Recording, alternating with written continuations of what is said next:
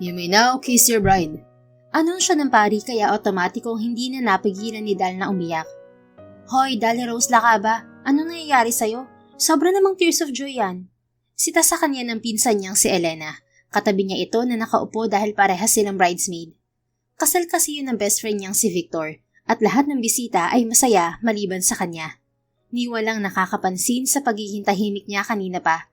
Pati na ang paminsan-minsang pagtirik ng kanyang mga mata at pag-ingos-ingos sa bride ni Victor ay walang pumupuna. Kinuha ni Dal ang panyo sa kanyang purse. Pinunas niya ang kanyang mga luha bago nagsalita. "Wag mo na lang ako pansinin, Insan." Sagot niya. "Paano hindi kita papansinin? Parang nasa lamay ka at hindi sa kasal." "Sobrang kasiyahan lang kaya umiiyak ako." "Wag ako, Dal. Alam ko na dahil nasasaktan ka. Noon ko pa kasi sinasabi sa'yo na umamin ka na kay Victor na mahal mo siya. Pero ang arte-arte mo kasi. Deserve mo yan. Buti nga sa'yo." Inirapan niya ang pinsan. Maliban kay Victor ay si Elena ang kanyang pinagkakatiwalaang tao sa mundo. Hindi lang niya ito pinsan, kundi parang kapatid na rin at matalik na kaibigan. Lahat ng kanyang sikreto ay nasasabi niya rito. Kaya nga pati ang sikretong feelings niya para kay Victor ay naamin niya rito. "Pero wag kang artista, hoy. Wag kang gagawa ng eksena, ha? Wag kang pa-main character. Nakakahiya." Pigil ni Elena sa kanya nang aatungal na naman sana siya. Sisinghot-singhot si Dal na itinakip ang panyo sa kanyang bunganga. Sakto naman na lumingon sa kanya si Victor.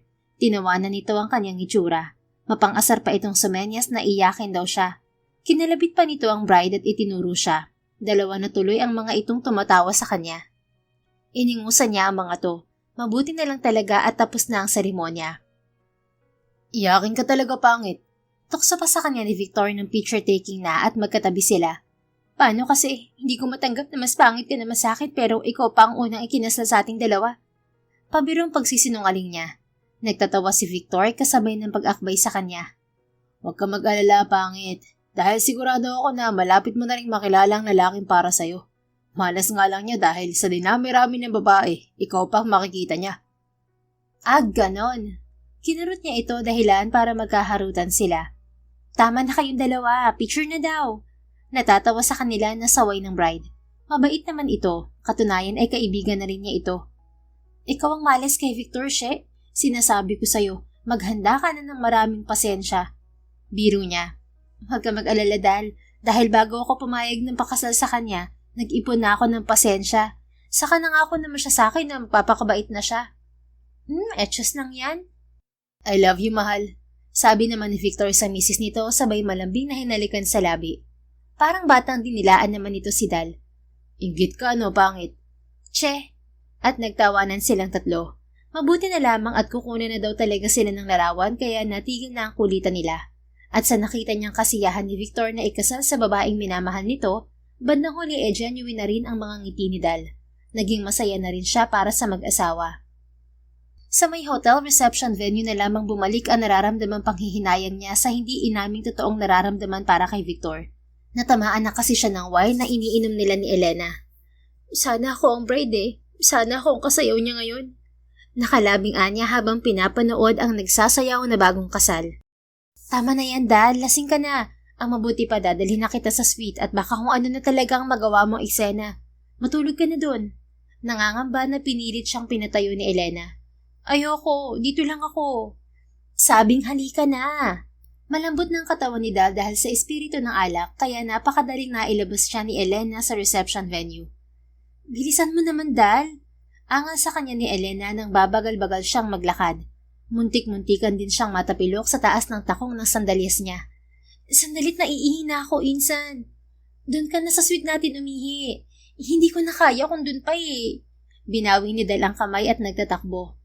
"Dahlia Rose?" Narinig niyang tawag sa kanya ni Elena pero nagbingi-bingihan siya. Totoong naiihi na talaga siya. Nasa rooftop ng hotel ang reception venue ng kasal at ang suite ng mga abay ay nasa second floor pa. Hindi nakakayanin ng pantog niya ang nararamdamang ihi. Para makatakas sa pinsan ay bumaba siya sa nakita niyang fire exit staircase. Humantong siya sa hindi niya alam kung anong floor. "Bakit ba walang comfort room? Ihing-ihi na talaga ako." Anya habang naghahanap ng CR. Hawak-hawak ng isang kamay niya ang pantog niya at ang isa naman ay sa laylayan ng kanyang baby blue na bridesmaid gown. Nainis na siya dahil parang walang hangganan ang nilalakaran niyang hallway. Laking pasalamat niya dahil biglang may sumulpot na lalaki sa may dulo. Tinungo nito ang isang pinto at binuksan. "Wait!" Malakas na sigaw ni Dal. Nagtatakang tumingin sa kanyang lalaki. Wait kuya!" Binilisan ni Dal ang paglalakad. "Please pagamit ng comfort room mo. Ihing-ihi na kasi ako eh. Sasabog na talaga ang pantog ko." Inilusot ni Dal ang katawan at nauna pa siyang pumasok sa suite. "Oy miss!" "Salamat." "Hoy, bawal kang pumasok dyan!" Tigil sana sa kanya ng lalaki pero tumunog ang cellphone nito at sinugot muna ang tawag. "Miss, umalis ka kagad pagkatapos mong umihi ha. Nagut ka sa boss ko kapag naabutan ka niya dito." Malakas nitong sabi saka umalis ulit. Siya naman ay tuloy-tuloy sa banyo. Ay, salamat. Laking ginhawa ang naramdaman ni Dal nang makaihi. Kahit may tama ng alak ang utak niya ay namamangha siya sa karangyaan ng banyo. Nababalutan ba naman ng puting marmol mula sa sahig hanggang dingding? Kumikinang ang mga gintong gripo sa ilalim ng mainit na ilaw ng recessed lamps at sa isang gilid ay naroon ang freestanding bathtub. In short, yayamaning banyo. Lumabas agad siya at sinipat naman ang kabuuan ng suite. Lalo siyang napawaw sa living room. Hindi pa siya nakontento, pinasok niya ang kwarto. Ang hindi niya natiis ay ang umupo sa malambot na kama, para kasi yung nag-aanyaya sa kanya. Nakaupo siya na inililibot ang tingin sa buong kwarto. Hanggang sa napahikab siya, nag-inat na mga kamay at sinubukan na ring humiga. Sarap naman. Naibulong niya nang lumapat ang pagal niyang katawan sa kama. Tila ba dinagsa siya ng pagod sa maghapong pakikipag-celebrate sa kasal. Maya-maya lamang ay nakapikit na siya at naghihilig na sa masarap niyang tulog. Nakatalokbong pa ang makapal na comforter hanggang sa kanyang ulo. Sa lakas ng aircon ay lamig na lamig siya. Subalit hindi pa man nagtatagal ang kanyang pagkakatulog ay naalimpungatan siya ng may humahalik sa kanya na lalaki. Lalaki na malaki ang katawan pero hindi dahil sa mga muscles, kundi dahil sa mga taba-taba sa katawan. Flabby ang arms nito imbes na mabiceps, pero dahil magaling ito at mabango ay hindi naging big deal para kay Dal kung mataba ang lalaki.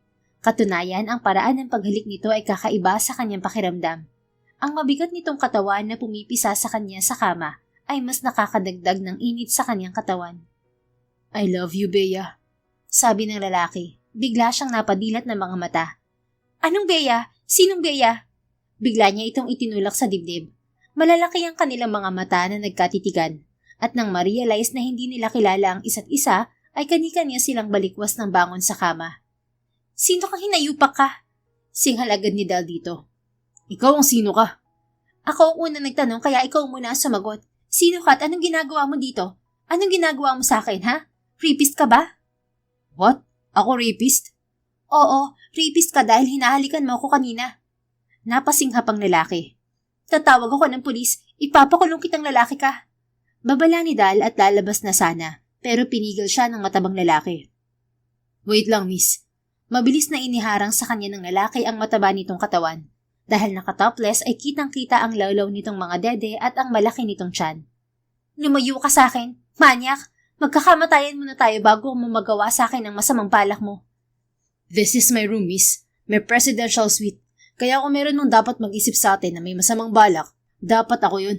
Dahil pumasok ka dito sa suite ko na walang paalam. Buong akala ko tuloy ikaw ang girlfriend ko. Mas nanlaki ang mga mata ni Dal. Naging malikot ang kanyang mga eyeballs. Oh no! Naibulong niya sabay tapik ng palad sa bunganga nang mapagtanto niyang tama ang lalaki. Mabilis na inirewind ng isipan niya na nakiihi nga lang pala siya kagabi sa suite na yon. Nagkibit-balikat ang matabang lalaki nang ibalik niya rito ang tingin.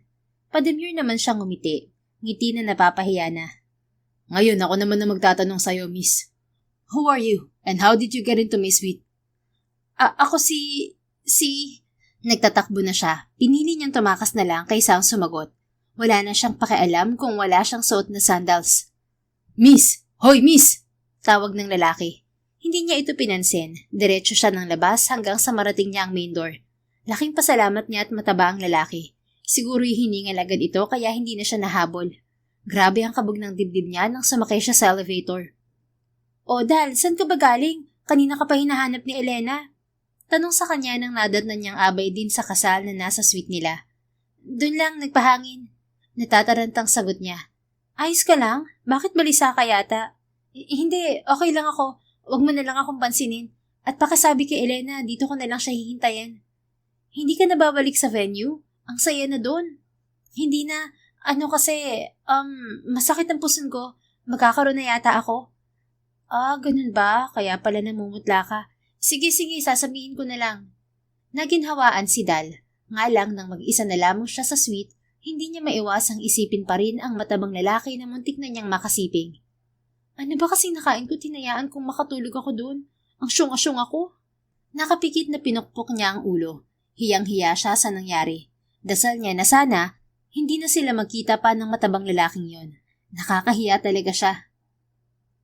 Makalipas ang 2 taon, nasa harapan na naman ng kanyang laptop si Dal dahil busy na naman siya sa kanyang trabaho bilang virtual assistant/affiliate din ng kung ano-anong online app.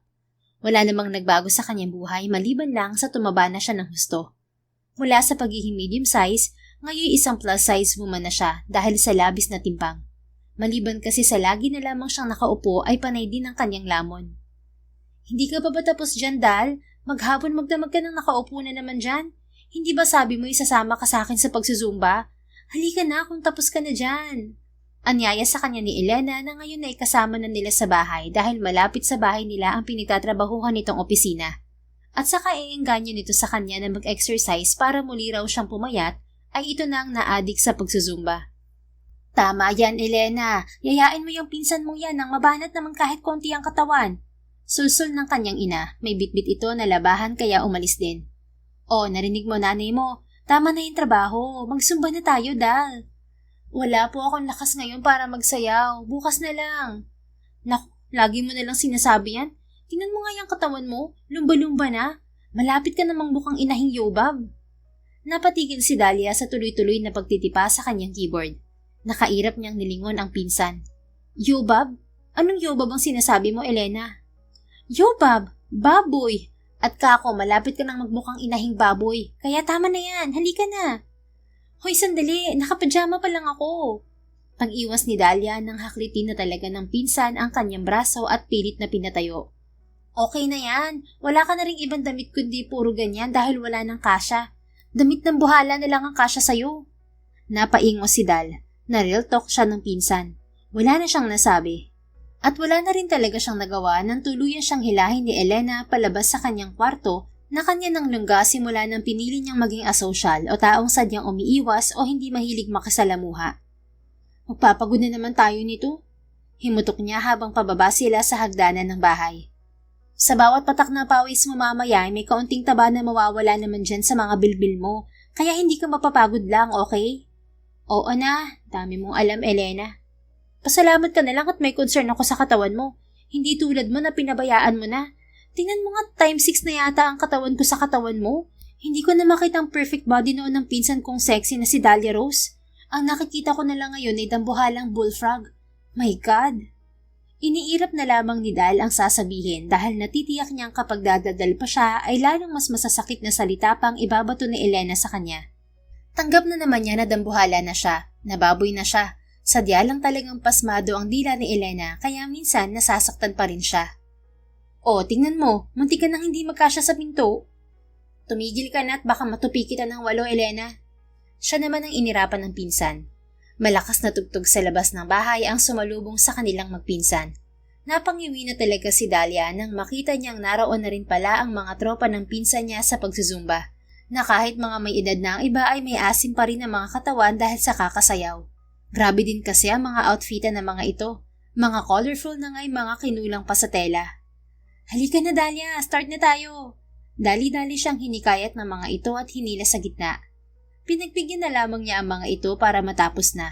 Hindi naman nagtagal ay nag-e-enjoy na siya sa pagsasayaw kahit nahingal na siya at pawis na pawis. Sandali po. Hanggang sa pinatigil niya ang lahat sa pagsasayaw pati na ang tugtog.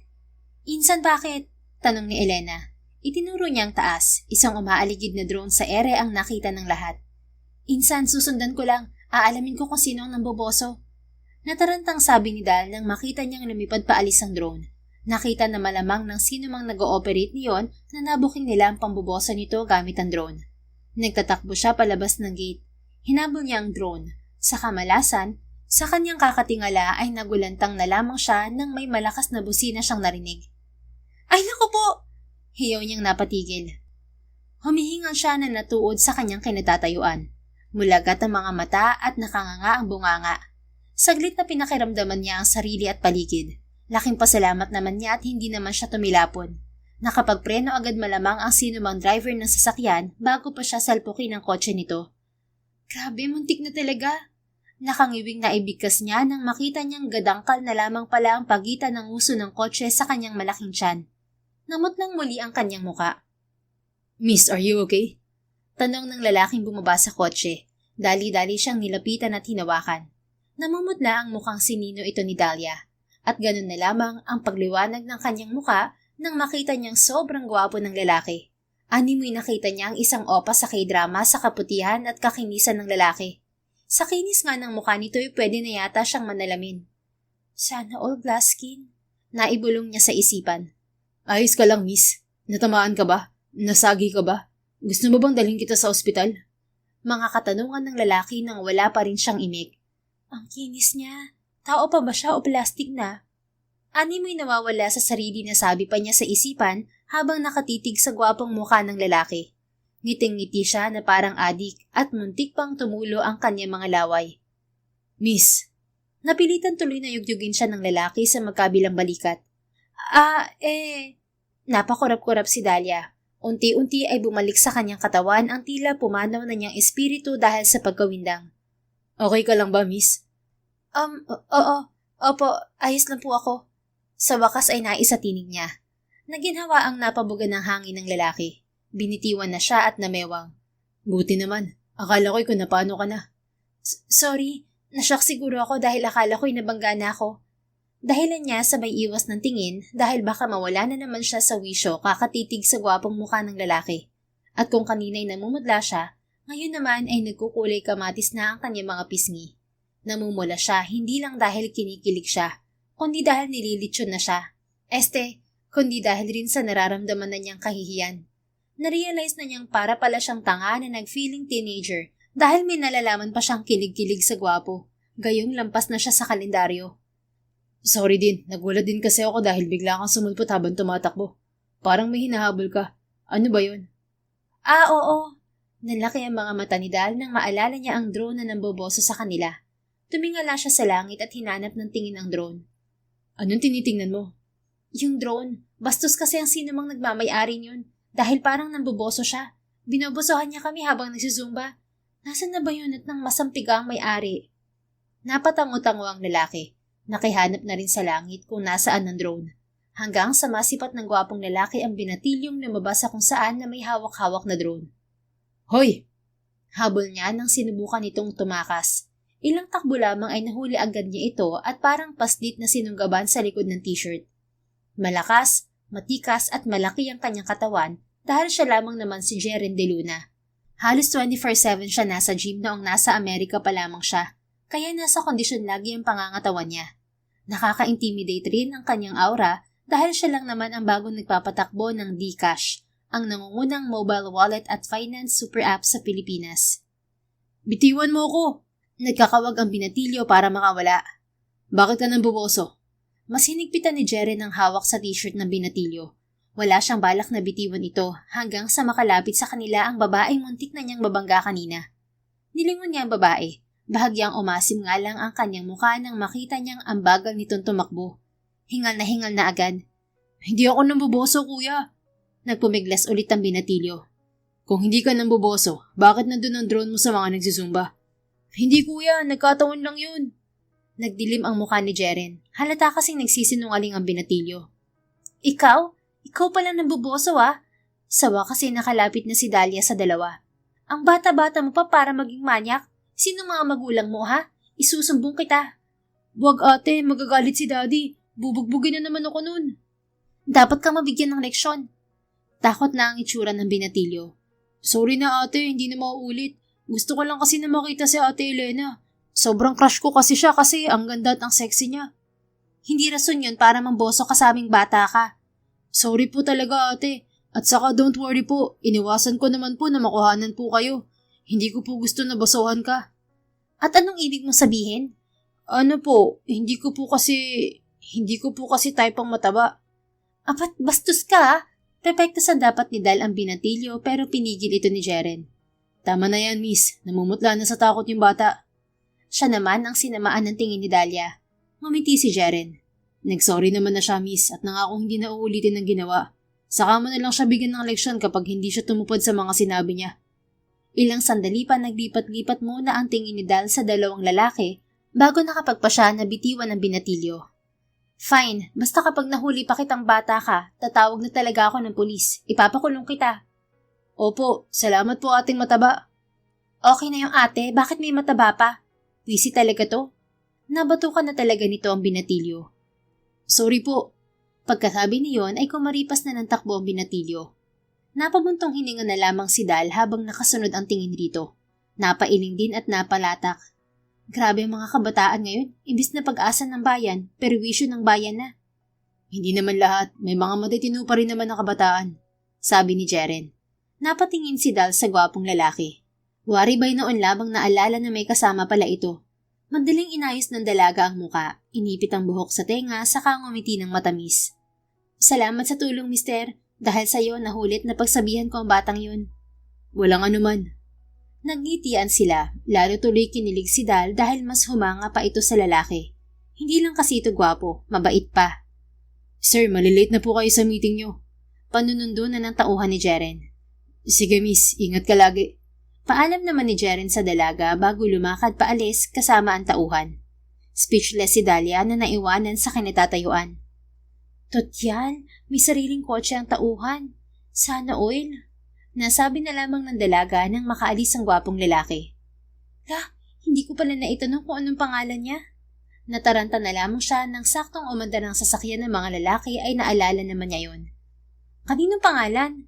Bigla ay tanong ni Elena. Sumunod na ito sa kanya dahil ang tagal-tagal niyang bumalik.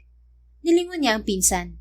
Yung lalaki na muntik ako mabangga. Hindi ko man lang naitanong ang pangalan niya. Muntik ka mabangga? Nasaan ng lalaking yun ang maisumbong sa pulis? Pulis agad? Agad-agad? Inismira niya ang OA na pinsan. Sabi ko nga 'di ba, muntik ako mabangga, hindi nabangga. Ganun pa rin yun, dapat mapagsabihan yun ng pulis para hindi siya kamoteng driver. Napakamot sa likod ng tenga si Dal. Huwag ka nga OA, at saka tinulungan naman ako ng lalaking yun. Siya ang nakahuli sa binatilyong may-ari ng drone na namboboso sa'yo. Sa akin? Oo, crush ka daw ng binatilyo kaya ginamit yung drone para makita ka. Matamis na napangiti si Elena. Abay, ganun talaga. Sa ganat anindog kong to, gagawin talaga ng mga lalaki lahat masilayan lamang ako. Minamanya ka na nga, proud ka pa. Masaya ka pa talaga. Kahit nakapusod ang lahat ng mga buhok, ay nag-wave ng buhok si Elena. Sign kasi yon na maganda talaga ako, insan. Kinurot na ito ni Dal sa tagiliran. Aray naman, Dal. Ang landi mo kasi. At sino kayang hindi naglalandi rin kanina? Hinayang na hinayang ka pa nga na hindi mo nakuha ang pangalan ng lalaking muntik na sayong nakabangga ka mo. Hindi ba yun paglalandi? Si Dahlia naman ang parang na-injectionan ng madaming asukal sa katawan. Kay tamis-tamis na rin ang kanyang pagkakangiti. Sus! At talagang nagbablush ka pa, Dahlia Russo? Bakit? Bawal na ba kiligin? Hindi naman. Ang kaso kasi ang sagwa mo tingnan. Nagmumukha kang lechon, namumulang baboy. Kay bilis na nabura sa mukha ni Dahlia ang kilig. Sinamaan niya ng tingin si Elena. O bakit? Totoo naman. Ganon. Nagtitili si Elena nang nagtatakbo dahil alam nitong kikilitiin niya ito hanggang sa mamatay. Unfortunately, hindi na niya nahabol ang pinsan dahil sa dami ng mga bilbil niya sa katawan. Sa inis niya kay Elena ay hindi na siya bumalik sa pagsusumba. Bumalik na lamang siya sa kwarto niya at inimagine ang gwapong lalaki kanina. Kinabukasan, kung nakakapagsalita lamang ang full-length mirror na nasa harapan ni Dahlia, ay kanina pa yun nagreklamo. Paano'y kanina pa siya nagsasalamin. Sinusuri niya ang kanyang katawan. Pinag-aaralan ang bawat anggulo. Ano nangyari sa'yo, Dahlia Rose? Ikaw ba talaga yan? Maya-maya ay napakalungkot niyang tanong sa matabang babae na nakikita niya sa refleksyon ng salamin. Ilang buwan nang sanay si Dahlia at tanggap na niyang mataba siya. Niwala na siyang pakialam sa kanyang itsura. Dahil hindi na siya nangangarap pa ng love life. Mula nang ikinasal si Victor at makitang masayang-masaya ito sa piling ng asawa, ay hindi na niya sigurado kung magbubukas ulit ang puso niya na kanyang isinara na para magpaubaya. Kasalanan kasi ng lalaking muntik nang makabangga sa kanya kahapon kung bakit ngayon ay parang hindi na naman niya kilala ang kanyang sarili. Bigla ay na-conscious siya sa kanyang itsura. Dal anak, gising ka na ba? Tawag at tanong ng nanay niya sa nakasarang pinto ng silid. Opo nay, bakit po? Lumabas ka dyan dahil may bisita ka. Naghihintay siya sa salas. Sige po. Napakunot noo si Dal. Wala naman kasi siyang inaasahang bisita. Gayunman ay inayos na niya ang sarili at lumabas na nga sa kanyang silid. Hala! Laking gulat niya nang masilip mula sa taas ang gwapong lalaki kahapon. Prente itong nakaupo sa may salas. Anong ginagawa niya rito? Bakit siya narito? Nataranta na siya, ninerbiyos. Kagad niyang hintuturo na napaisip. Maya-maya lamang ay muntik na siyang atakihin ng epilepsy kahit wala siyang sakit na ganoon dahil sa kilig. Huwag niya sabihin na hindi rin niya ako makalimutan kaya bumalik siya. Nagusto rin niya ako? Nakrush niya rin ako? Ay! Muntik nang lumindol ang 2-story nilang bahay sa kanyang pagpadyak-padyak. Dal, nasan ka na? Natigil lamang siya sa kilig nang marinig niyang muli ang malakas na tawag sa kanya ng nanay niya. Nandiyan na po. Isang mahabang inhale at exhale muna ang ginawa niya bago bumaba ng hagdan. Ikaw? Kunwari niyang gulat nang magkaharap sila ng lalaki. Hay, madali naman itong tumayo. Ito man ay halatang nagulat nang makita siya. May hinahanap daw siya na sabi na nga pagtanungan niya si Victor ay dito nakatira sa bahay. O siya, ikaw nang bahala sa bisita at ako'y may niluluto sa kusina. Sabi naman ng nanay niya bago sila iniwan. Upo ka, sabi ni Dal. Umupo sila sa sofa na magkatapat. Ako nga pala si Jeren De Luna. Nakalimutan ko kahapon na magpakilala dahil sa pagmamadali ko nang umalis. Dito ka pala nakatira? Ako naman si Dahlia Rose, pero Dal na lang itawag mo sa akin. At oo, dito ako nakatira. Kasama ko ang nanay at pinsan ko. Nakangiting tumango-tango si Jeren. Saglit na inilibot ang tingin sa kabuuan ng salas. Napakagatlabi naman si Dahlia. Pilit na pinapakalma ang kinikilig niyang puso. Kilala mo pala si Victor? Not really. Ang totoo ay pinahanap ko lang siya sa tauhan ko dahil kailangan ko siyang tanungin tungkol sa babaeng gusto kong makita ulit at makilala. Babae? Sinong babae? Inilabas ni Jeren ang mamahaling cellphone. Heto siya. Tiningnan ni Dal ang larawan at ganoon na lamang ang kabog ng puso niya nang makilala niya kung sino ang nasa larawan. Walang iba kundi siya. Kahit nakatalikod siya roon at parang itsurang may tinatakasan, ay sigurado siyang siya yon noong payat pa siya, noong abay siya sa kasal ni na Victor at She. Yan ang larawan niyang nakuha ng CCTV sa hotel, kaya nahihirapan akong hanapin siya. At saka 2 taon na kasing nakakalipas kaya pasalamat ko na lang at may natira pa sa mga files.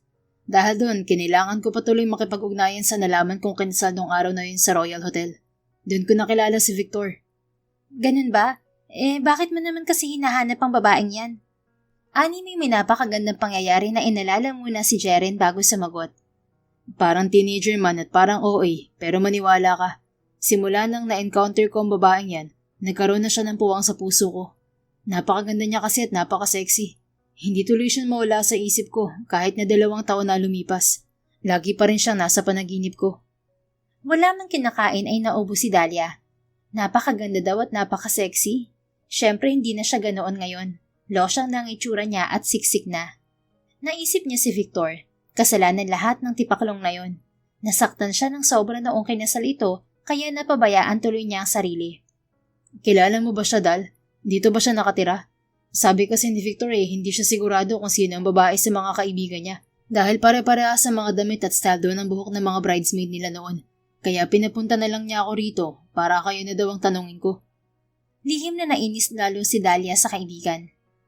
Kitam, hindi pa pala ako makilala ng gunggong na yon. Taksil na nga na kaibigan, wala pang kwenta. Himutok niya sa loob-loob niya. Mabuti na lamang at nakatira na sa malayo si Victor, kundi sinugod na niya at sinapak. 2 bayan na ang pagitan nila ng kababata. Hindi tulad noon na 2 bahay lang. Pinili kasi ni She na doon sila tumira na mag-asawa malapit sa side nito. Excited na ako makilala siya. Sabi pa ni Jeren. Nakakainis kasi dahil hindi ko maalala masyado ang mukha niya. Hindi kasi maganda ang unang pagkikita namin kaya medyo nagtalo pa kami noon. Pero sigurado ako na ang ganda at ang sexy niya. Napangiwi na naman si Dahlia. Inulit pa kasi ng kausap ang katagang sexy. Paano mo ba siya nakilala? Sa loob ng suite ko. Nandun siya, tulog. At dahil inakala kong siya ang girlfriend ko noon, hinalikan ko siya. Ayun, nagalit siya sa akin. Unti-unti ay umawang ang mga labi ni Dal. Naaalala na niya ang pangyayaring yun. Ibig sabihin, siya ang lalaking mataba noon?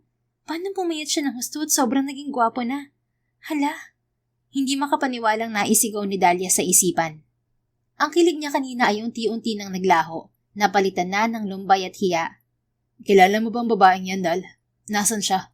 Pwede mo ba akong ipakilala sa kanya? Gusto niyang ipagsigawan sana na siya ang babaeng yun, pero hindi niya magawa. Paano kung ma-disappoint si Jeren kapag nalaman nitong lumba-lumba na siya? Sayang naman ang effort nito na hanapin siya. I'm home! Anunsyo ng bagong dating na si Elena. Sabay na napatingin si Dal at Jeren sa dalaga. Oh, may bisita pala. Sorry. Nahiyang sabi ni Elena nang makita si Jeren. Hi. Nagniningning ang mga matang napatayo si Jeren. Malagkit itong napatitig kay Elena. Kitang-kita yun ni Dahlia. Pakiramdam niya tuloy ay nahati ang kanyang puso. Love life na nga, naging bato pa. Naisa loob niya habang naiiyak. Sino siya, Insan? Tanong sa kanya ni Elena nang lapitan siya. Ito man ay itsurang attracted agad kay Jeren. Nagkokorteng puso ang mga bilog na mga mata nito. Pumikit si Dal at nagbuntong hininga. Nakapagdesisyon na siya. Hindi na kailangang malaman pa ni Jeren na siya ang babaeng maganda at sexy na hinahanap nito. Ayaw niyang masaktan ito. At least, siya ay sanay ng masaktan. Sinanay na siya ni Victor kaya okay lang. Jeren, siya si Elena. Siya ang babaeng hinahanap mo. Matatag niyang sabi nang magsalita siya. Kunot ang noo na napatingin sa kanya si Elena. Anong ako? Anong babae, Insan? Nagliwanag naman ang mukha ni Jeren. Sabi ko na nga ba't ikaw yan? Finally, muli kitang nakita, Elena. Ilang araw na kitang pinapahanap at hinahanap. Ha? Bakit naman? Insan, halika. Mag-usap muna tayo. Hinila ni Dal ang nagtatakang pinsan. Dinala niya ito sa labas ng bahay. Hoy, ano yung sinabi mo na ako ang babae, Dahlia Rose? At ano yung ibig sabihin ni Papa Gwapo na hinahanap ako? Wala pa naman akong inuutangan para hantingin ako Naghahanap pa lang ako. Gaga, hindi Bombay yun. Ano? Sino ba yun? Naalala mo yung nakwento ko sa'yo nung kasal ni Victor? Yung sobrang naiihi ako at iniwan kita kasi naghanap ako ng CR. Tapos napunta ako sa isang pangmayamang suite at nakatulog ako dun sa kwarto dahil sa kagagahan ko. Oo naman, paano ko makakalimutan yun ang epic mo dun? Siya yun, Insan. Siya yung lalaking mataba noon. Ano? Hindi nga. Oo, at hinahanap niya ako dahil hindi raw niya ako makalimutan. Paano nangyari yun? Ang sabi mo kasi noon ay mataba yung lalaki. Paano ang kisig at ang gwapo na niya ngayon? Hindi ko alam. Siguro, nag-diet siya. Naging malikot ang mga mata ni Elena habang nag-iisip, hanggang sa naging pilya na ang ngiti nito. Teka, ibig ba sabihin nito yung magkaka-love life ka na, Dahlia Rose? Hindi, dahil sabi ko nga kanina, ikaw yung babae na hinahanap niya. Ibig sabihin, ikaw na yung ako noon. Siraulo ka ba? Siraulo na nga siguro, pero hindi ko maatim na sabihin ako yung babae na hinahanap niya. Ayoko siyang ma-disappoint. Ayokong malaman niya na ang taba-taba na ngayon ng babaeng gusto niyang makita. Seryoso ka, Insan? Oo, mukha ba ako nagbibiro? Pero panluloko yun. Okay, gwapo siya. Type ko nga Pero hindi ko naman magagawa na angkinin ang dapat ko forever mo. Pinapaangkin ko na nga sa'yo, di ba? Kaya wag ka nang maarte. Pero Dahlia Rose, ikaw ang gusto niya. Wala nang pero-pero, Maria Elena. Binuuna niya ang pangalan ng pinsan niya para ipabatid na seryoso talaga siya. Natameme na si Elena, hindi pa rin makapaniwala. Sige na, puntahan mo na siya ron. Alam mo naman na yung story ko, kaya alam mo na ang gagawin mo at sasabihin. Wag na wag kang papabuking, lagot ka sa akin. Naman ngayon pa lang nakukonsensya na ako. Napangiwi si Elena na napakamot-kamot sa ulo. Gina, wag ka nang maarte. Paano kung makagusto rin ako sa kanya sa ginagawa mong to? Sige, payag ka ba na ikasal kami na dapat kayo? Gusto mo bang ma-Victor ulit? Sanay na ako, kaya wag mo nang problemahin yun. Sure ka talaga, Dahlia? Oo, sabi. Kaya pasok na. Nakakahiya na pinaghihintay mo ang bisita. Itinulak na niya ang pinsan at nang maipasok sa pinto ay isinara niya agad para hindi na ito lumabas pa. Napakalalim na buntong hininga ang kanyang pinakawalan. Awang-awa siya sa sarili, pero dahil sarili din naman niya ang may kasalanan, kung bakit naging lumba-lumba siya, ay wala siyang sinisisi kundi sarili. Lumakad na lang siya paalis. Nagtungo siya sa store, bumili ng soft drinks at sitsirya. Dinaan niya sa pagkain ang paghihintay na matapos sina Jeren at Elena sa pag-uusap. Muli nga lang nadurog ang kanyang puso nang hindi nagtagal ay nakita niyang may kotse na pumarada sa tapat ng kanilang bahay. Maya-maya ay lumabas ang sweet na sina Elena at Jeren. Sumakay ang mga ito roon at umalis na. Ginusto mo to, kaya bawal kang mag-emote na babae ka at tatamaan ka sa akin ng malala. Babala niya sa kanyang sarili bago niya sinimot ang sitsirya na kinakain at umuwi na. Sa mga sumunod na araw, kahit ayaw pa rin sana ni Dahlia na lumabas at makisali sa mga nagsusumba ay napilitan siya. Lagi na rin kasi pumupunta si Jeren sa bahay nila at yun lamang ang tanging paraan para may dahilan siyang lumabas na hindi pag-iisipan ng iba. Ang magzumba. Ang gwapo talaga ni Jeren, no? Buti na lang ayaw mo sa kanya. May jowa na akong gwapo at mayaman ngayon. Bulong sa kanya ni Elena habang sinusundan nila ang sinasayaw ng babaeng pinaka-instructor nila ngayon. Jowa agad? Kayo na agad? Ilang araw pa lang na magkakilala kayo ah. Syempre naman, alang nga magpakipot pa ako o magsinungaling sa nararamdaman ko, gusto ko naman siya. Hindi naman ako tulad mo na ang arte-arte. Sinagot ko na kahit hindi pa nanliligaw. Nakakagilty namang pahirapan ng napakagwapong lalaki na tulad niya. Sayang kung mapupunta pa siya sa iba. Napatigil sa pagsasayaw si Dahlia. Napanganga siyang napatitig kay Elena. Hindi siya makapaniwala sa kalandian ng pinsan. O bakit? Wala. Hindi niya maitago ang inis na sagot. Itinuloy niya ang pagsasayaw kahit wala na siyang gana. Si Jeren din, tiningnan niya ito ng masama. Ngumiti ito sa kanya kaya lalo siyang napaismid. Sarap dukutin isa-isa ang mga ngipin. Hindi man lang napansin na akong original na babae sa picture. Che! Bubulong-bulong siya habang nagsasayaw. Hoy, sino kausap mo, Insan? Wala. Nababaliw ka na ba dahil nabawasan ng mga taba mo sa tiyan kaya nagsasalita ka na mag-isa? Tigilan mo nga ako, Maria Elena. Sa halip na maasara ay malutong na nagtatawa si Elena. Stop muna mga sis, rest muna at pagod na si Dahlia, baka ma-ospital na. Maya-maya isabi nito sa mga kasama nilang nagsusumba. Gaga ka talaga kahit kailan. Muntik na talagang umusok ang mga butas ng ilong ni Dal. Siyempre ay napahiya siya, lalo na't narinig din yata ni Jeren. Ayaw mo ba? Ayan na nga, lawid na ang dila mo.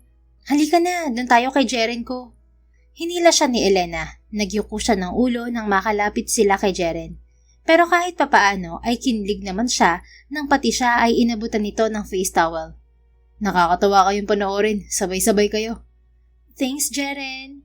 Mistulang tuko si Elena na kumapit sa bisig ng binata. Ngiting-ngiti din na halos kita na mga bagang. Pati guardian angel at konsensya ni Dahlia ay malamang napaismid na sa kalandian ng pinsan. Wait, kukuha lang ako na maiinom sa loob.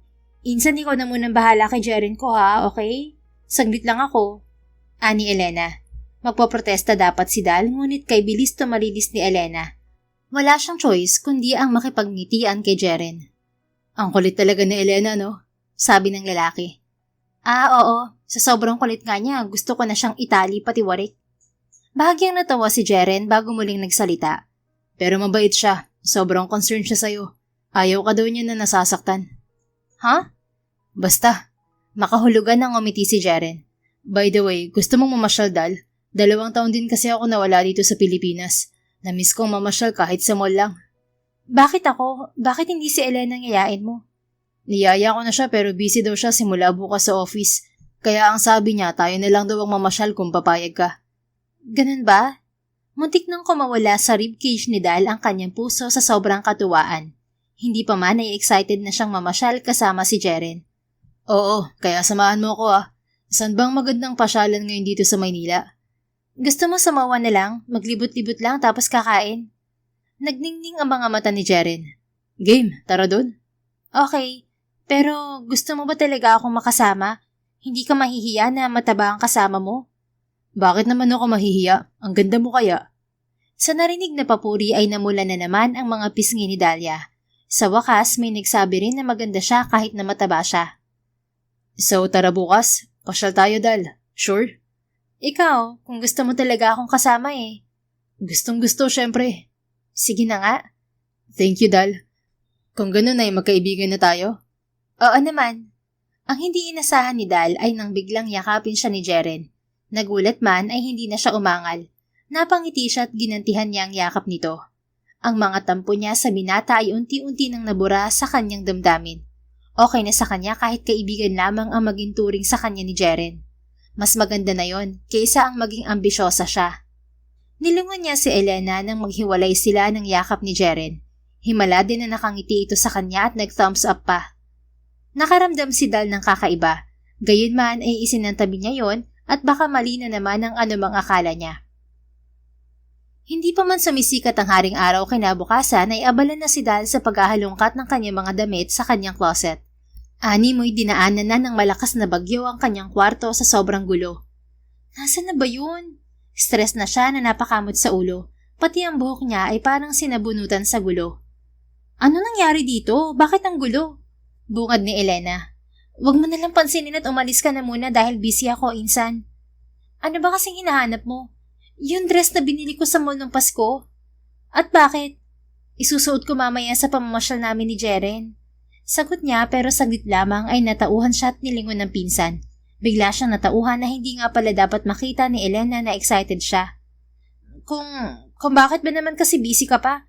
Kailangan ko tuloy siyang samahan. Problema ko tuloy ang maisusuot. Alam mo namang halos wala na ako maidamit eh. Ipinasa mo pa sa akin ang dapat ikaw ang gumagawa. Galit-galitan niyang palusot. Sorry na, Insan. Nilapitan siya ni Elena at niyakap sa likod. Kainis kasi ang work ko. Ayaw akong umabsent kahit isang araw dahil ang dami ko na daw absent at leave. Lugi na yata sila sa pinapasahod sa akin. Paano si Jeren kung magiging busy ka na pala? Sana pala hindi mo nalang pinansin din yun. Tuloy, parang sa akin din napunta ang stress ng pag-iistima sa kanya. Hayaan mo na. Sayang kasi ang gwapo. Hilig mo kasi sa gwapo, Elena. Itinulak ng hintuturo niya ang noon ng pinsan. Napahagik-gik ito.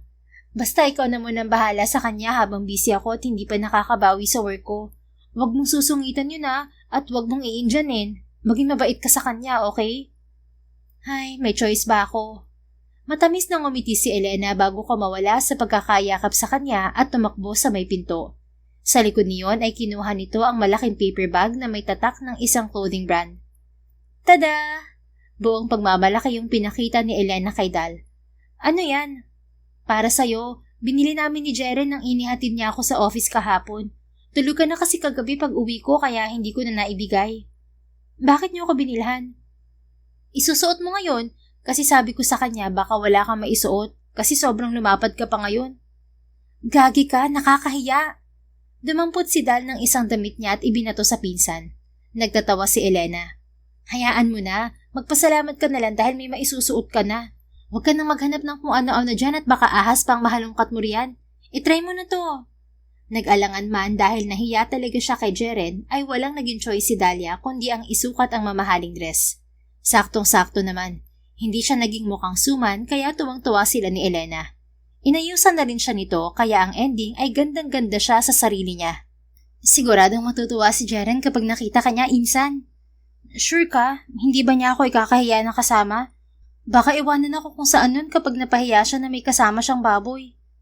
Ano ka ba? Mabait si Jeren kaya hindi niya gagawin yun. Sure ka talaga? Oo, kaya ayusin mo ang sarili mo. Be confident, okay?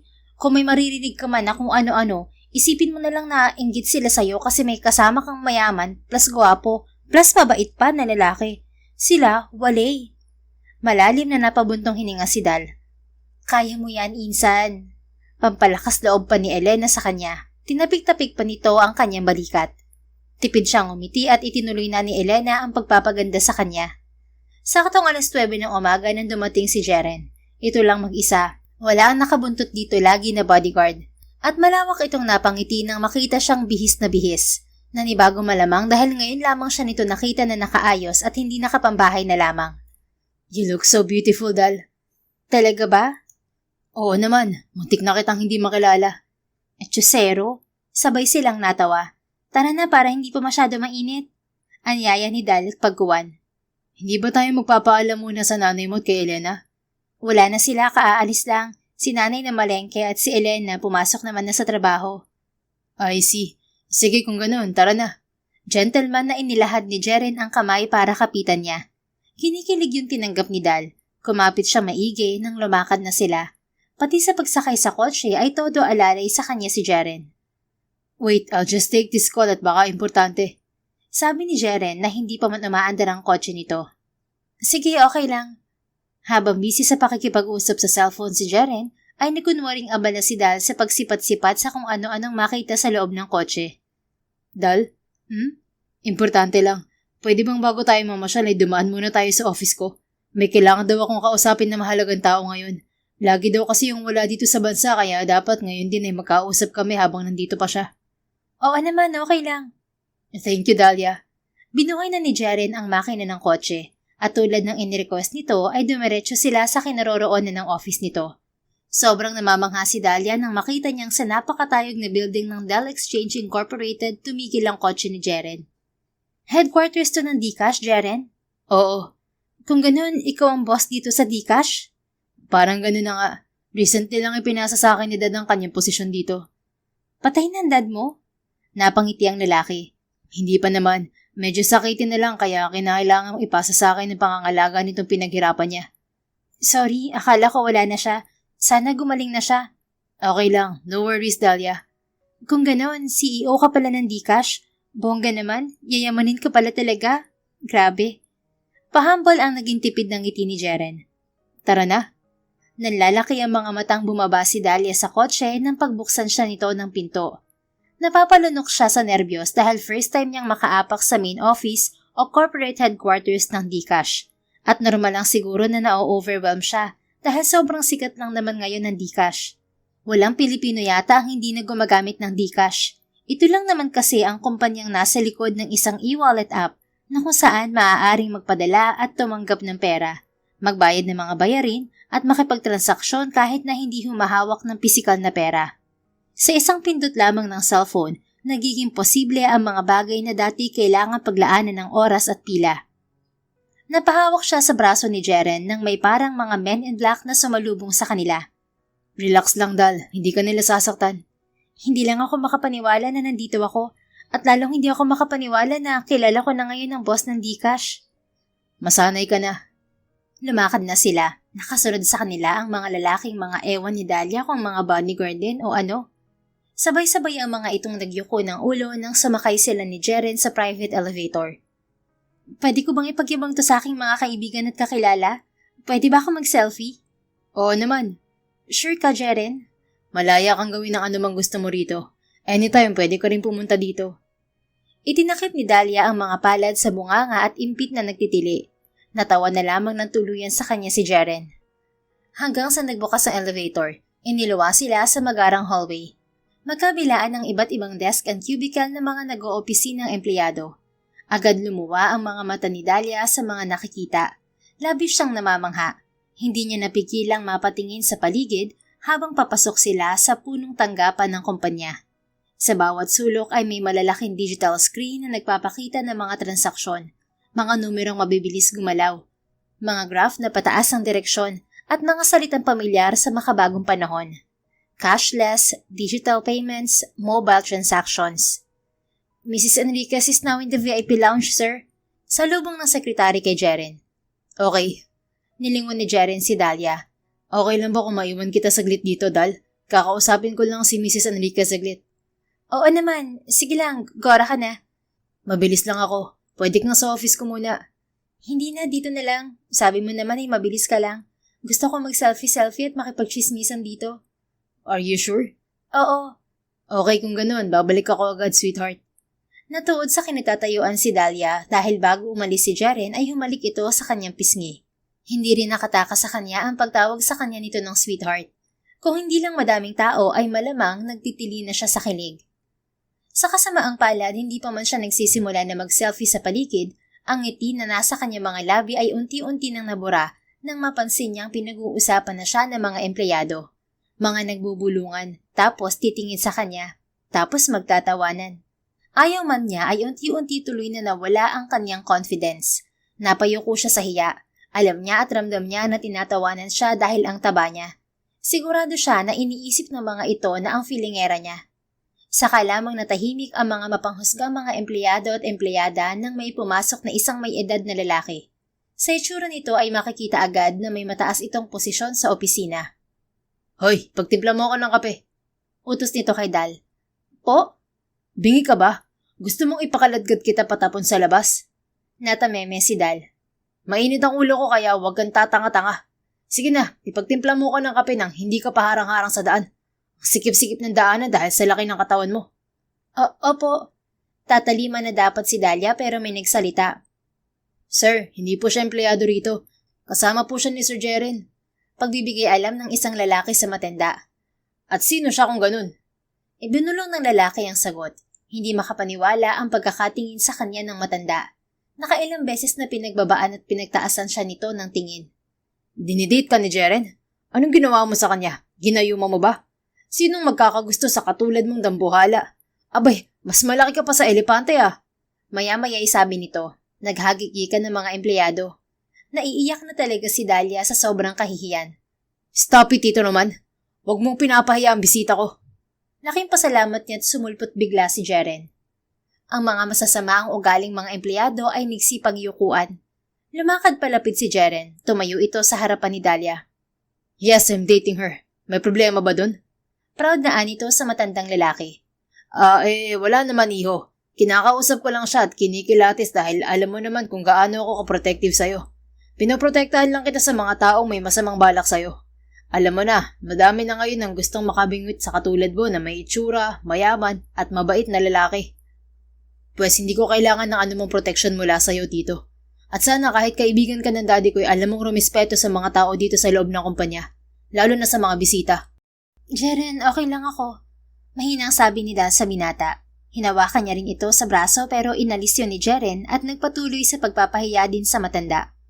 Oras na mangyari ulit ang ganito na ginawa mo. I'm telling you, oras na rin yun para lisanin mo ang lugar na to.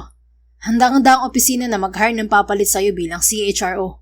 Walang puwang sa kumpanya ko ang taong mapanglait, mapangmataas sa kapwa.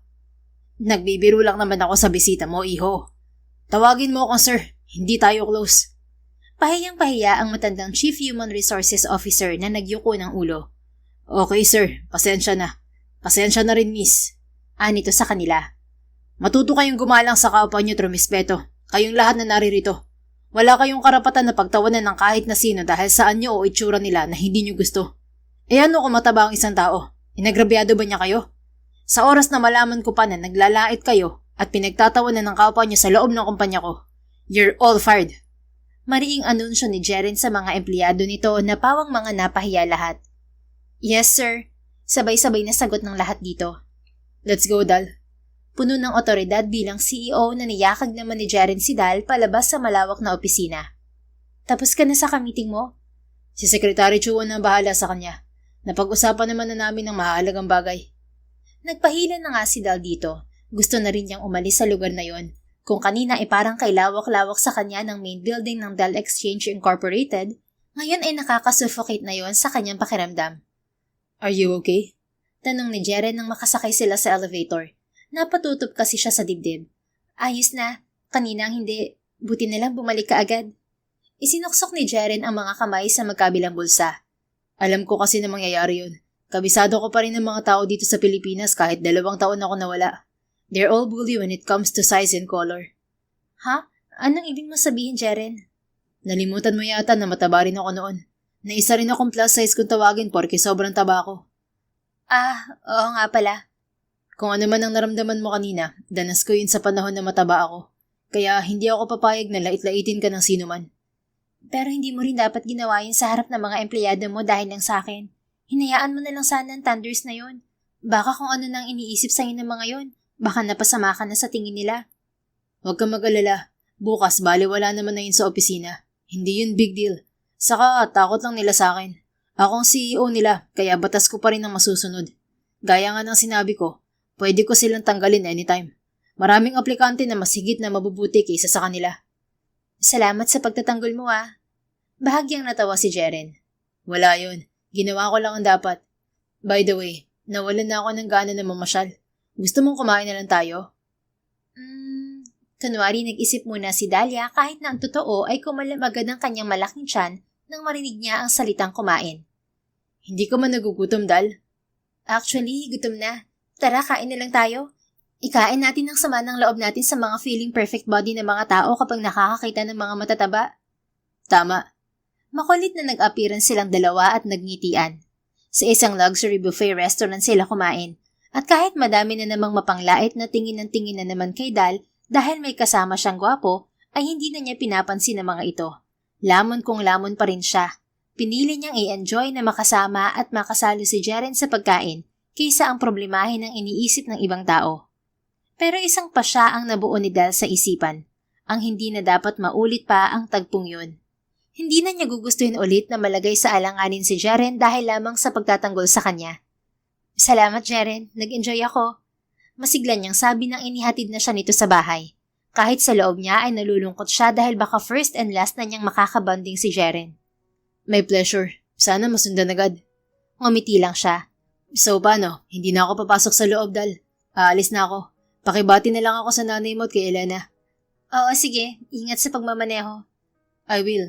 Bye, Dal. Bye, Jeren. Hindi umalis si Dal sa kinatatayuan hanggang sa hindi na niya makita ang kotse ng binata. Sobrang lungkot ng mukha niya nang pumasok siya sa bahay.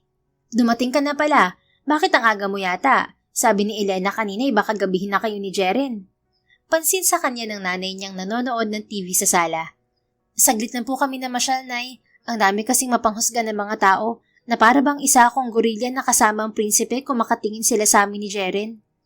At pinatulan mo naman. Inggit lamang ang mga yun. Nakibit balikat si Dal. Tamad na tamad siyang umupo sa tapat ng ina. Kumain ka na doon. Mauna ka na dahil mamaya na ako. Kumain na kami kanina sa bahay ni Kumaring Laila. Si Elena naman, kaaalis lang. May outing daw sila ng mga katrabaho niya. Hindi niya raw alam kung kailan siya babalik. Po? Umalis si Elena? Kasasabi ko lang, di ba? Nabingi ka na rin ba, anak? Napangiwi si Dahlia pero hindi dahil sa pambabara sa kanya ni Aling Saling, kundi dahil sa nalamang umalis si Elena. Paano na to? Paano ko maiiwasan si Jeren kung wala si Elena? Kainis. Lihim niyang reklamo sa isip. Sabing kumain ka na doon, ano pa bang itinutunganga mo dyan? Hindi na po ako kakain. Busog pa po ako sa mga kinain namin ni Jeren kanina. Matutulog na po ako. Tumayo na siya at iniwan ng ina sa salas. Dire-diretso siya sa kwarto. Animoy pasan niya ang mundo na ibinagsak ang pagal na katawan sa kama. Nakadipa ang kanyang mga malalaking braso na nakipagtitigan sa kisame. Nag-isip siya. Basta, hindi na dapat ako makipag-close kay Jeren. Kahit wala si Elena, iiwasan ko pa rin siya. Kakalimutan ko na kahit ang kaliit-liit ang paghanga ko sa kanya. Erase na si Jeren sa akin. Maya-maya ay desididong sabi niya. Ginawa niya ang lahat para maging blanco ang laman ng isip niya. Pinilit na rin niyang matulog kahit na hindi pa nakakabihis. Dahil anak, may laman ba ang Gcash mo? Pwede mo ba akong sendan kahit 1,000 para may pambayad ako ng bill ng tubig bukas? Maya-maya ay dinig niyang sabi ng kanyang nanay na muling nagpaalala sa kanya kay Jeren. Ano ba naman yan? Kinuha niya ang unan at itinakip sa kanyang muka. Dal, naririnig mo ba ako? Sabi ko ipa-Gcash ng pambayad natin sa tubig. Wala siyang nagawa kundi ang bumangon ulit at pinuntahan ng kanyang nanay sa labas ng silid. For the first time ay nainis siya sa Gcash app. Muntik na niya yung i-uninstall sa kanyang phone dahil kay Jeren. Pagsapit naman ng umaga ay kay aga-agang dumating ni Jeren sa bahay nila. Kahit puyat siya kakaisip kung paano maiiwasan ang binata, ay napilitan din tuloy siya na bumangon. Ang gwapo-gwapo na naman ito at ang fresh-fresh. May coffee ako nakita sa malapit. Gusto mong magkape doon, Dal? Anyaya nito. Hindi na, dito na lang sa bahay. Pagtanggi naman niya. Wala na tayong kape kaya sumama ka na anak. Sabad ni Aling Saling. At kailan pa tayo nawala ng kape, Nay? Pare-pareha silang coffee lover sa bahay na yon, kaya imposible na walang kape. Mawala na lahat sa kanilang kusina, wag lang kape. Ngayon lang dahil nakalimutan ko kahapon bumili. Halatadong nagdadahilang sagot ni Aling Saling. Sige na, umalis na kayo para makapaglinis ako dito. Pero may trabaho po ako. Ay sus, mamaya na yon. Samahan mo muna ang bisita mo. Hindi na nga nakatanggi si Dal. Pinagtulakan na kasi sila ni Aling Saling na lumabas. Ang weird ng mga tao sa bahay ngayon. Himutok niya habang nasa biyahe na sila ni Jeren. Bakit naman? Wala pala. Ibinaling ni Dal ang tingin sa bintana, napapangiwi. Paano ko maiiwasan ng lalaking to kung ganito? Dal, ayos ka lang ba? Oo. Napilitan siyang umayos ng pagkakaupo. Sabi pala ni Elena, gustong-gusto mo raw na pumunta sa Boracay. Gusto mo pa siya tayo dun kahit ilang araw lang? Seryoso ka? Oo naman. Natigilan si Dal. Siyempre, excited na siya agad dahil noon pa niya pangarap na makapunta sa Boracay. Kailan mo gustong pumunta, Dal? Napakagatlabi siya at napabulong. Oh, Diyos ko, sobrang tukso naman to. Kung makakasama ko pa siya, siguradong mahuhulog na talaga ang loob ko sa kanya. Sabi pa niya sa isip. Sabihin mo lang kung kailan ka free. Ipapaayos ko lahat kay Secretary Chua. Sabi pa ni Jeren. Umiling-iling si Dal kahit na gustong-gusto na niyang sabihin kahit ngayon na ay pwede na silang lumipad papuntang Boracay. Tigilan mo ang sarili mo, Dal. Hindi pwede na mapalapit pa kayo sa isa't isa ng lalaking to. Ikaw lang ang mahihirapan at siya naman ay mapapahiya dahil hindi kayo bagay. Kahit saang anggulo, hindi kayo bagay. Lihim na saway niya sa sarili. Na-imagine niya pati na ikinakasal na sila ni Jeren. Pero ang ending ay ang daming babaeng tumutol. Hinabol daw sila. Hindi na, aatras na ako sa kasal. Biglay na sabi niya matapos ang kanyang imagination. Ha? Anong kasal, Dal? Napamulagat siya. Wala yun. Nagtataka man ay ngumiti si Jeren. Hindi nagtagal ay nakarating sila sa cafe. As usual, para na naman siyang tinutusta ng buhay ng mga tingin sa kanya ng mga tao roong nadat na nila. Huwag kang masyadong sweet sa akin, Jeren. Inaakala yata nila na magkarelasyon tayo. Hindi niya natiis na bulong kay Jeren nang sumisimsim na sila ng mamahaling kape. Huwag mo silang pansinin, Dahlia. Dahil ako'y walang pakialam sa kanila. Ang mahalaga sa akin ay masaya tayo kapag magkasama. Anong ibig mo sabihin? Hindi siya nasagot ni Jeren dahil tinawag na ito sa counter para sa kanilang iba pang order. At nang bumalik ito ay hindi na nila nabalikan ang naging usapan nila kanina. Nawala na sa isip ni Dal sa sarap ng sliced cake at kape na kanilang pinagsaluhan. Pagkahatid ni Jeren sa kanya sa bahay ay agad na idinayal ni Dal ang cellphone ni Elena. Kailangan na talaga niya ng rest pack, kundi malulubog na talaga ang puso niya sa tumitinding paghanga niya kay Jeren. Sagutin mong gaga ka. Inis niyang sabi sa phone dahil nakasampung dial na siya ay out of coverage pa rin ang number ni Elena. Napagod lang siya at nadagdagan ang wrinkles sa kanyang muka. Anong gagawin ko? Mahal ko na yata siya. Ngawa niya. Bakit mo ba kasi ako hinanap pa, Jeren? Ang gulo-gulo tuloy ng puso at isip ko ngayon. Pati mga trabaho ko nakakalimutan ko nang gawin. Dagdag niya't parang bata na nagpapadyak-padyak sa kama. Natigil lang siya sa kabaliwan niya nang tumunog ang cellphone niya. At gano'n na lamang ang ngiwi niya nang tingnan niya ang screen. Notification lang pala galing Gcash app na nagpapaalala na maging maingat sa mga scammer. Yung CEO niya ang scammer, nangi-scam ng puso. Angel niya sa Gcash app. Ibinato niya sa may una ng cellphone.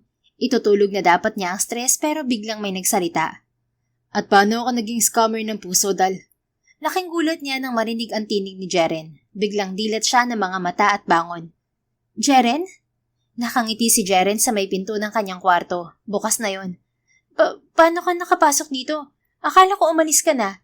Alam ko kasing malapit ka nang mabaliw kaya tinawagan ko siya at pinabalik. Ang nanay niya ang sumagot. Nakataas ang spare key na ginamit sa pagbukas ng pinto. May number ka ni Jeren, Nay? Oo naman. Bakit ikaw wala pa? Napangiwi si Dal. Naunahan pa pala siya ng nanay niya. Siya, doon ako sa kusina. Mag-usap kayong dalawa. Napatayo na si Dal nang umalis ang nanay niya. Inayos niya ang sarili. Nakangiti naman si Jeren na lumapit sa kanya. At mas nalaki pa ang mga mata niya nang walang anumang ikinulong sa mga palad nito ang mataba niyang mga pisngi at siniil ng buong pagmamahal ang kanyang mga labi. Ilang segundo na naglapat ang kanilang mga labi bago naghiwalay. Speechless si Dal na napatitig sa binata. Huwag ka nang mabaliw at huwag mo nang kainisan ng Gcash namin dahil lang sa akin. Dahil para sabihin ko sa'yo, parehas lang tayo, Dal. Parehas lang tayo ng nararamdaman. Kung gusto mo ako, mas lalo naman ako. Akala ko si Elena ang gusto mo kasi siyang babae si larawan. Mas napangiti si Jeren. Sorry kung hindi kita nakilala agad, pero maniwala ka. Nalaman ko rin agad na hindi si Elena ang babaeng yun at inamin naman niya na hindi nga siya. Paano mo nalaman? I tested her. Sabi ko sinampal mo ako nung hinalikan kita at umuo siya. Hoy, hindi kita sinampal noon ha? Kaya nga, at dun ko siya nahuli na hindi siya ang babaeng yun. Siya nga talaga ang lukarit na yun kahit kailan. Hindi talaga maaasahan magpanggap ang bruha. At least nabuko ko kayo kaagad. Kaya tinulungan niya ako na mas mapalapit sa'yo. Hinapit ni Jeren ang malapad niyang balakang at masuyong kinintala ng halik ang kanyang noo. Nalaman ko agad na ikaw ang babaeng gusto kong makita at makilala pa. Kinilig na si Dal. Bakit nga ba? Bakit mo ako gustong makita pa? Ang tagal na nun. Hindi ko rin alam pero tulad ng sinabi ko sa'yo, hindi ka talaga nawala sa isip ko. Katunayan, gusto na kita noon ipahanap agad para mag-sorry. Pero nagdesisyon ako na wag muna dahil baka nasasaktan lang ako noon. Manong nasasaktan ka? Kabibreak lang kasi namin noon ng girlfriend ko. Mga 2 weeks na siguro bago nangyari yung pagkaligaw mo sa sweet ko. Matagal na pala niya ako niluloko noon. Piniperahan lang pala niya ako. May totoong boyfriend pala siya. Hindi niya pala talaga ako totoong mahal dahil mataba ako. Grabe naman siya. Mabait nang ngumiti si Jeren. Naaalala ng tuluyan ang mapait na nakaraan. Buti na huli mo na cheater pala siya. Nakita ko mismo sila ng totoong boyfriend niya sa condo na binigay ko sa kanya. Ano? Oo, kaya sobrang sakit. Pero syempre dahil desperado pa ako noon, natuwa ako nung akala ko na siya ang nakahiga sa kama ko. Akala ko binalikan niya ako at mas pinili. Tapos, ano bang nangyari nung nag-walkout ako? Ayun, kahit nagandahan ako sa'yo ay sinantabi ko na muna. Natakot din ako noon na baka masaktan ulit ako. Ang ginawa ko, nagdesisyon ako na umalis muna ng bansa. Nagtungo ako sa Amerika. Doon ako nagpahilom ng puso. Ang kaso, sa maniwala ka man o hindi, nakalimutan ko man si Bea ay hindi naman kita nakalimutan. Bumabalik-balik pa rin sa isip ko yung pinagsaluhan nating halik. Hanggang isang araw, napagpasyahan ko na dapat makilala kita. Pero sa ibang katauhan ko na. Dahil sa kagustuhan ko magustuhan mo ako sa muli nating pagkikita, nagpapayat muna ako sa Amerika bago ako bumalik dito. Tiniyak ko muna na fit at healthy ang katawan ko, kaya umabot ng 2 taon bago kita pinahanap. Ang sweet naman. Kinikilig na saad ni Dal. Napalo-palo niya ang matigas na dibdib ni Jeren. Hinuli naman ni Jeren ang kamay niya at hinalikan ang likod ng palad niyon. I like you, Dal, and I want to love you freely, without fear or restraint. I hope with all my heart that you'll choose to feel the same. Napaiyak na ng tuluyan si Dal. Oo naman, mababaliw ba ako ng ganito kung hindi rin kita gusto? Aaminin ko, hindi ka tumatak sa isip ko noon. Pero nang makilala kita sa kalsada dahil sa nambuboss sa gamit ng drone, kinilig na ako sa'yo. Crush na kita noon. At ngayon, love na yata kita. Ginhawang-ginhawa si Jeren na napangiti. Gamit ang hintuturo nito ay pinunasan nito ang kanya mga luha. Maya-maya ay buong puso at pananabik nitong sinakop ang kanya mga labi. I love you, Dal. Anito na maghiwalay ang kanilang labi at habang magkadikit ang kanilang mga noo. I love you too, Jeren. Ang sweet naman. Napatuwid sila ng tayo nang biglang may nagsalitang lalaki. Victor? Sambit ni Dal sa pangalan ng kaibigan ng masino ito. Ako nga. Kumusta, pangit? Anong ginagawa mo rito? Panira ka ng moment? Inihatid ko lang tong matakaw na babaeng to. Lamon ng lamon sa bahay. Ubus lagi ang laman ng ref namin. Pagkasabi niyo ni Victor ay lumabas sa likod nito ang nagtatago roong si Elena. Hi, Insan! Ano, happy ending na ba kayo? Elena, bakit nandito ka?